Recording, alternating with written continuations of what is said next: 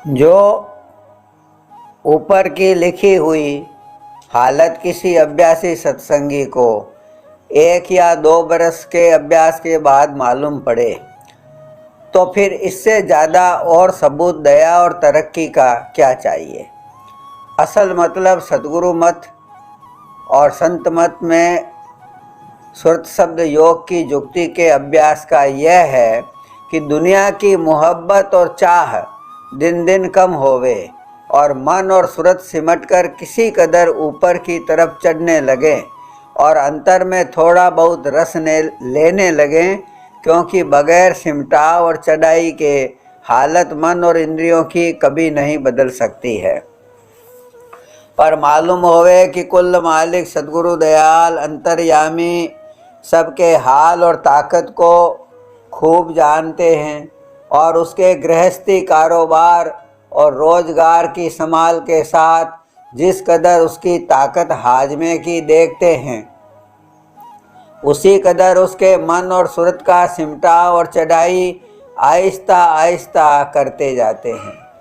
जो कोई जल्दी के वास्ते अर्ज या फरियाद करे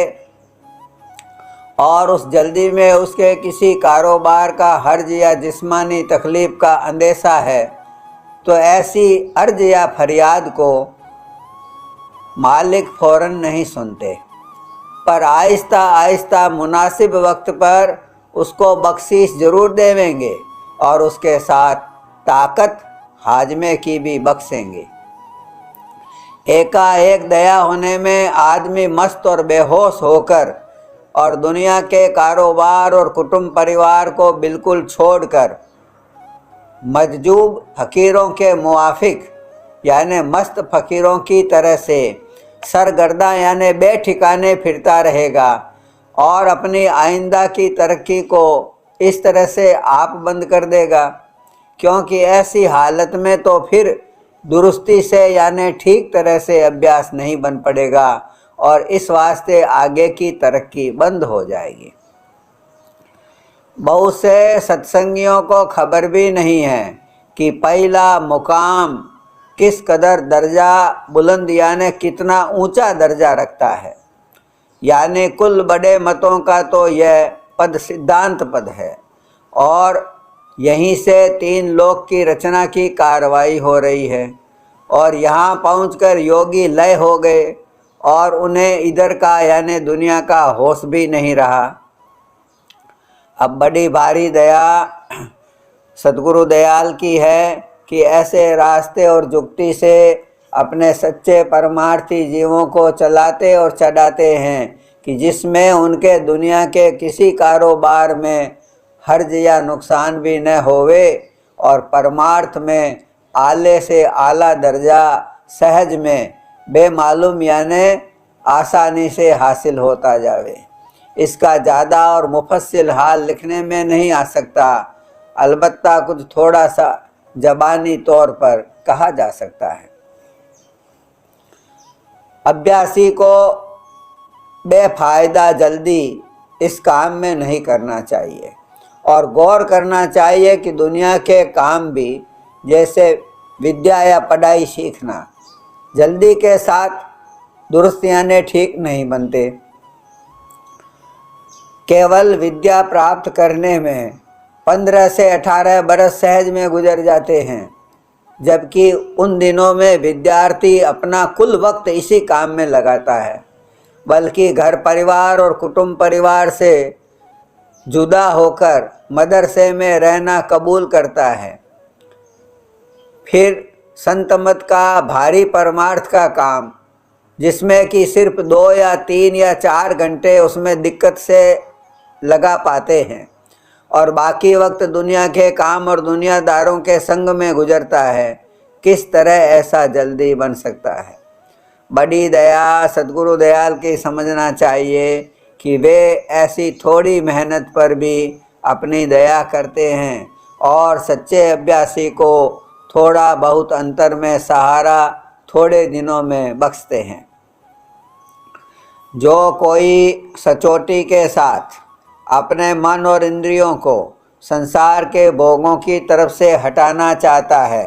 और सच्चे मालिक के चरणों में प्रेम के साथ अपने सूरत और मन को जोड़ना चाहता है, उसको चाहिए कि हमेशा अपने मन और उसकी तरंगों की चौकीदारी करे, यानी नज़र करता रहे कि मन क्या क्या तरंगें उठाता है।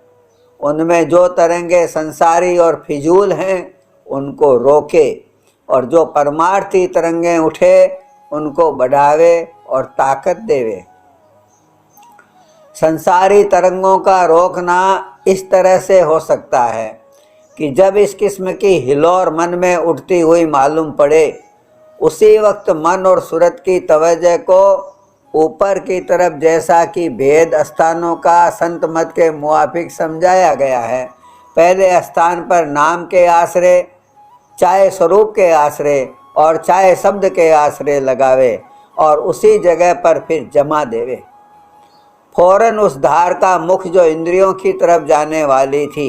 ऊपर की तरफ मुड़ जाएगा और वह संसारी तरंग हट जाएगी या मिट जाएगी और अंतर में थोड़ा बहुत ऊंचे देश का रस मिलेगा। नाम के सुमिरन का रस और स्वरूप के ध्यान का रस जो ऊंचे स्थान पर आँखों के ऊपर किया जावे, और शब्द का रस जो पहले स्थान सहस्दल कमल या दूसरे स्थान त्रिकुटी की धुन सुनकर प्राप्त होवे, इस कदर ताकत रखता है कि मन की धार को अपनी तरफ थोड़ा बहुत खींचकर दूसरी तरफ से हटा लेगा, और जो ज़्यादा रस मिलेगा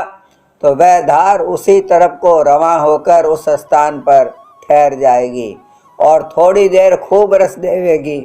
और जो तवज्जो किसी कदर कम रही तो रस भी कम आवेगा।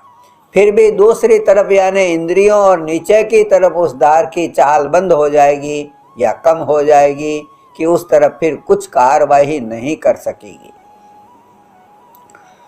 सतगुरु मत या संत मत के अभ्यासियों को मुनासिब है कि जब अभ्यास में बैठें उस वक्त दुनिया और उसके पदार्थों का ख्याल जरूर बंद करें और चरणों की तरफ मुख रखें, तो कुछ ध्यान और भजन का रस आवेगा, नहीं तो गुनावन यानी ख्यालों में वक्त खर्च हो जाएगा और अभ्यास का फायदा प्राप्त न होगा। जब भजन के वक्त कोई तरंग संसारी या भोगों की उठे तो अभ्यासी को चाहिए कि उसी वक्त उसको रोके, और जो न रोकी जावे तो उसी वक्त गुरु स्वरूप या स्थानीय स्वरूप का ध्यान शुरू कर देवे। इसका असर थोड़ा बहुत जरूर मन और इंद्रियों पर पहुँचेगा और उनका मुख स्वरूप या शब्द की तरफ आसानी से हो जाएगा, और जब गुनावन यानी ख्याल हट जावे तब थोड़ी देर बाद फिर भजन यानी आवाज़ के सुनने में लग जावे। जो ध्यान के वक्त भी गुनावन दूर न होवे यानी फिर वही ख्याल पैदा होवे, तब मुनासिब है कि नाम का सुमरन भी ध्यान के साथ करे, और जो फिर भी ख्याल न हटे तो जिस शब्द की कोई खास कड़ी या कड़ियाँ प्रेम की मन को जो बहुत प्यारी लगती होवें, उनका अंतर में मन ही मन में गाकर पाठ करे और अपनी तवज्जो स्वरूप के ख्याल पर पहले स्थान सहस्दल कमल पर जमाए रखे। जब मन इस काम में लग जाएगा तब गुनावन और ख्याल को छोड़ देगा और मन में थोड़ा बहुत प्रेम जाहिर होगा और शब्द की भी आवाज़ उस वक्त साफ सुनाई देगी और अभ्यास का थोड़ा बहुत रस आवेगा। मन से एक वक्त में एक ही काम हो सकता है, इस वास्ते अभ्यासी को मुनासिब है कि जब भजन में न लगे तब उसको ध्यान में लगावे, और जो ध्यान में भी अच्छी तरह न लगे और प्रेम की कड़ियाँ गाकर भी ख्याल दुनियावी को न छोड़े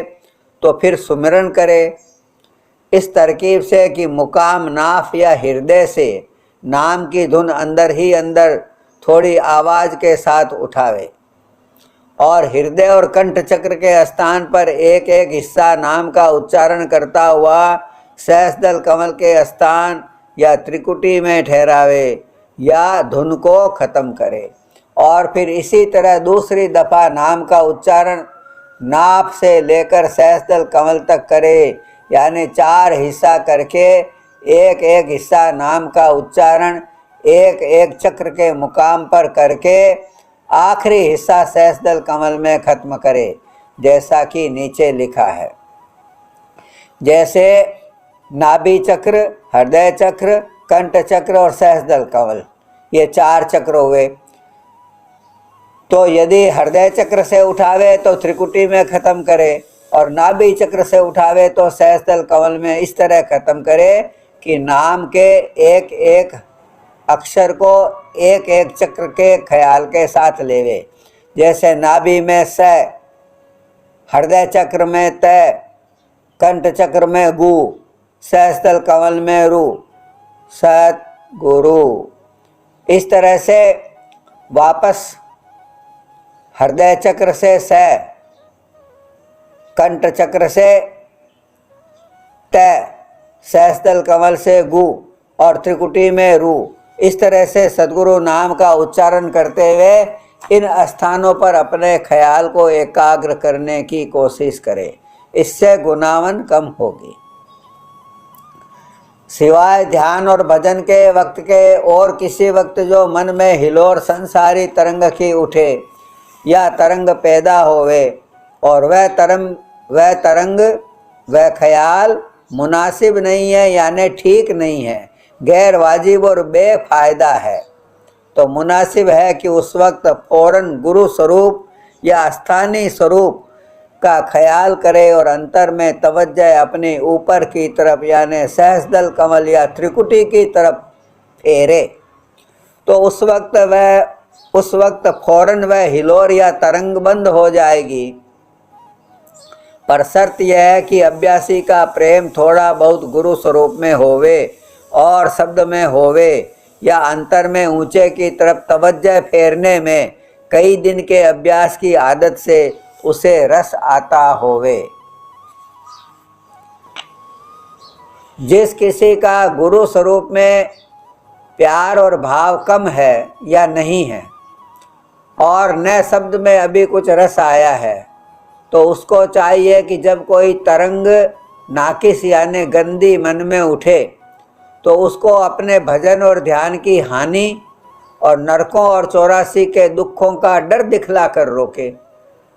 जो इस बात की संतों के वचन के मुआफिक थोड़ी बहुत प्रतीत है,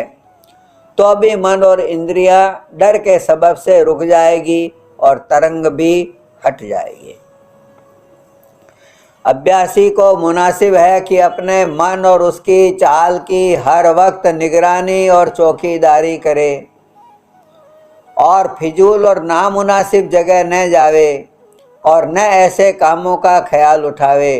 तब जो अभ्यास ऊपर लिखा है उससे बन पड़ेगा, और ऐसा नहीं करेगा तो उसको खबर भी नहीं होगी कि उसके मन और इंद्रियां किन किन बातों में और किन किन कामों में भरम रहे हैं, बल्कि वह उन बातों और कामों का ख्याल के साथ अपने मन में रस लेने लग जाएगा और उस ख्याल को जब तक वह अंदर में जारी रहेगा और उसका पूरा रस नहीं लेवेगा फिर छोड़ नहीं पाएगा। यह हालत कुल संसारी जीवों की तो है, और जो ऐसी ही हालत परमार्थी जीव की भी हुई तो उसमें फिर अभी संसारी स्वभाव विशेष है और संसारी स्वभाव बचा हुआ है। उसकी कार्रवाई को परमार्थी दुरुस्त कार्रवाई नहीं कहा जा सकता। परमार्थ की तरक्की के वास्ते और अभ्यास में रस मिलने के लिए जरूरी है कि अभ्यासी अपने मन और इंद्रियों की चाल पर नज़र रखे और जहाँ तक मुमकिन होवे उनको बाहर की तरफ फिजूल और नामुनासिब धार बहाने से रोकता रहे, और जिस कदर भी बने अंतर में ऊंचे की तरफ चलने और चढ़ने की आदत डाले, तो कई दिन के अभ्यास से यह आदत पक्की और मजबूत होती जाएगी।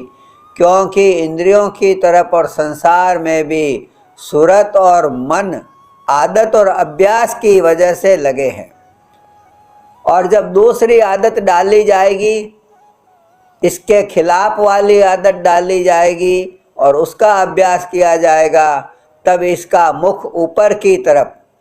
आहिस्ता आहिस्ता बदल जाएगा और परमार्थ की तरक्की मालूम होने लगेगी।